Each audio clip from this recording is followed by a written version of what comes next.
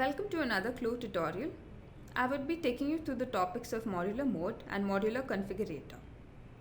Modular mode is a unique feature in Clo through which we can save various parts or components of a garment in the form of blocks so that they could be used for future projects or collections.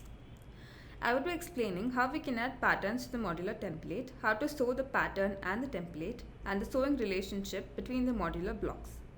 To start with, I am bringing in a modular avatar into my workspace. Modular avatars are available in the version 2 folders of both male and female. Modular avatars are basically avatars in the tension or A pose. I am modifying the positions of the hands a little bit so that there is no collision when I drape a garment.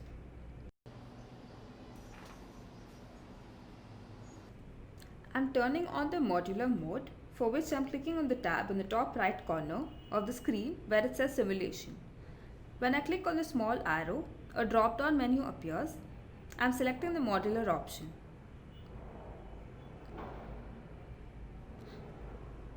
Once I select the modular option, there's a block editor window which appears, and to bring in a template into the workspace, I am clicking on the modular template presets button, which is to the top right corner. Once I click on the button, you can see we have various garment categories like pants, skirts, dresses, etc. We also have subcategories. I'm selecting a basic t-shirt for now. To explain the sewing relationship between the templates, I'm selecting the edit sewing tool and I'm clicking on the outline of the templates. As you can see, the sewing is very similar to the sewing that we usually follow otherwise. However, this sewing cannot be edited or deleted or modified. I am bringing in a DXF of a t-shirt into the workspace. This process is very helpful when you want to use patterns or garments from your previous seasons, modify them and create your own library for the upcoming season or collection. I am arranging the patterns around the avatar with the arrangement points. I am placing the patterns inside templates. And now I am going to sew the pattern and the template. I can either use the free sewing or the segment sewing. I am using the segment sewing tool and I am using the 1 to M sewing technique.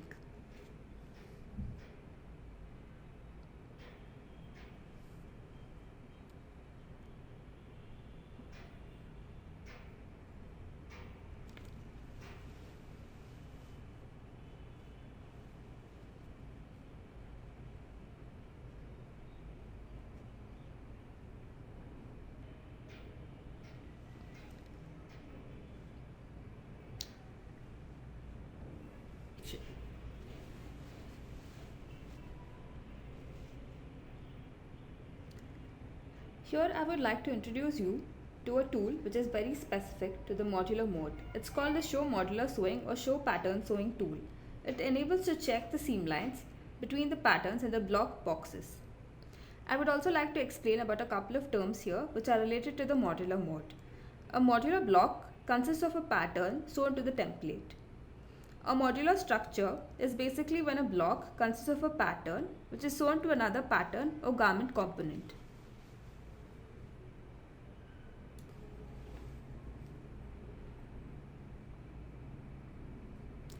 I am simulating the garment right now.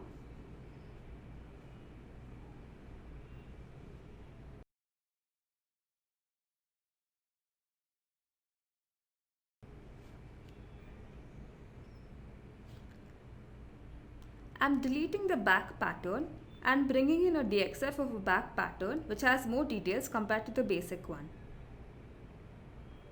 I am placing the patterns around the avatar with the help of the arrangement points. Since the back pattern has pleats, I would first complete the folding and sewing of the pleats before sewing the back pattern to the modular template. I am first tracing the baselines to internal lines. I am strengthening the panels.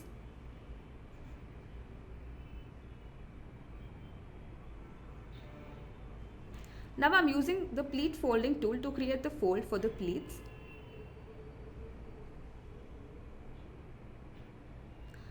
I am sewing the pleats.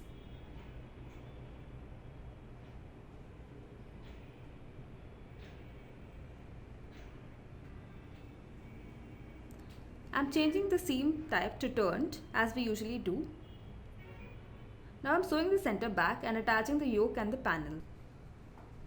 I'm placing the patterns inside the template, and now I'm attaching the template and the pattern. Again, I'm using the segment sewing tool and one-to-end sewing technique.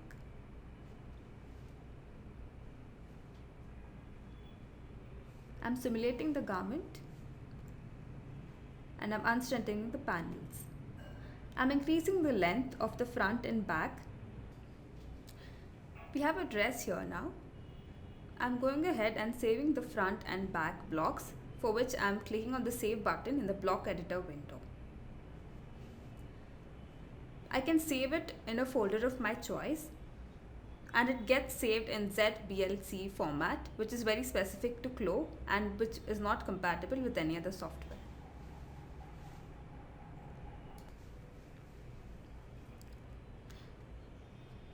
I'm deleting the pattern and the template.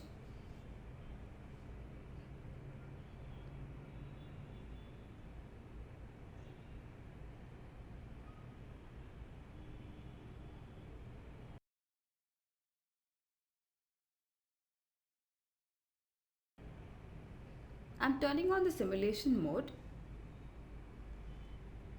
and I'm opening the modular configurator. Here we have an option to add the folder in which we had saved our blocks. I've already added the folder in which I've saved the blocks. So here I have the folder. So here you can see all the blocks that I'd saved previously are appearing here. I'd also saved a couple of sleeve blocks.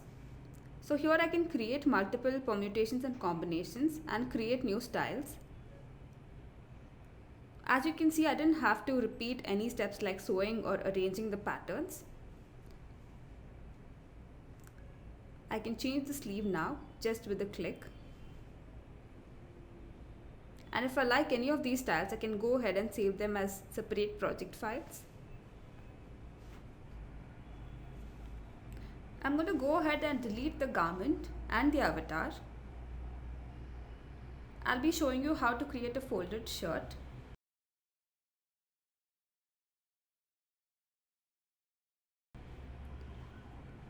In Modular Configurator, we have preset blocks to create folded shirts. We have two options for folded shirts, round and triangular. I'm choosing the round option.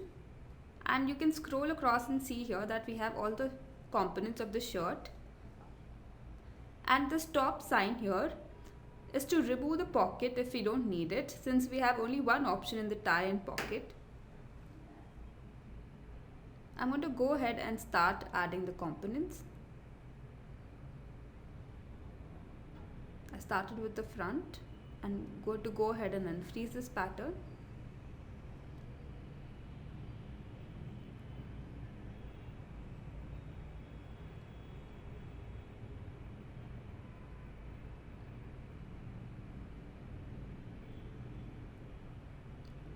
I have all the components here now.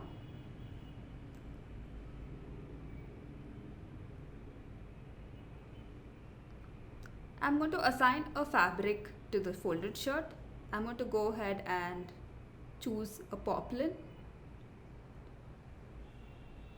Again, here it is possible to assign different fabrics to different components or parts of the shirt.